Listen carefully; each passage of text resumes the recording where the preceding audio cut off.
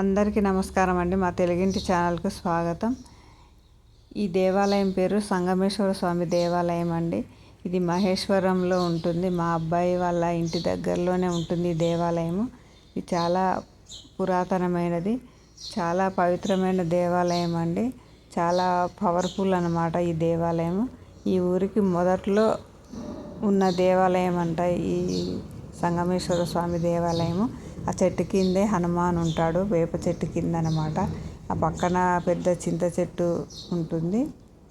కానీ ఈ దేవాలయం ఎవరు పట్టించుకోక శివుడికి అభిషేకం అందరూ మనం వెళ్ళిన వాళ్ళమే అభిషేకం చేస్తూ ఉంటాము. దీపారాధన కూడా చేసి వస్తూ ఉంటాము. అయ్యగారు మాత్రం ఎవరు ఉండరంట. ఎందుకంటే ఆదాయం ఎక్కువ ఉండదని అయ్యగారులు ఎవరు రారంట ఈ ఆలయానికి. అందరూ మనలాంటి వాళ్ళే వెళ్ళి అభిషేకం చేసి, అలంకరణ చేసి, దీపారాధన చేసి వస్తూ ఉంటారు. మనకు మనమే అభిషేకం చేసుకోవడం చాలా అదృష్టం అనిపించింది మాకైతే. ఈ కార్తీక మాసంలో ఇక్కడ ఉన్నాం కాబట్టి ప్రతిరోజు వెళ్ళి అభిషేకము, అలంకరణ చేసి వస్తూ ఉన్నామన్నమాట. చాలా అదృష్టం ఇట్లా మనకి కలగడం అనేది. శివుడికి మనకు మనమే అభిషేకం చేసుకోవడం కూడా చాలా అదృష్టమే అనిపించింది మాకు.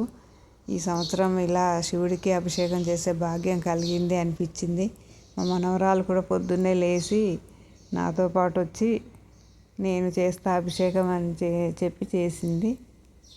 ఓం నమ శివాయ అని శివనామాలు కూడా ప్రశాంతంగా చదువుకొని చేసుకోవచ్చు అన్నమాట. అంత బాగుంది ఈ ఆలయం మాత్రం. చాలా సంతోషంగా అనిపించిందండి మాకు మాత్రం.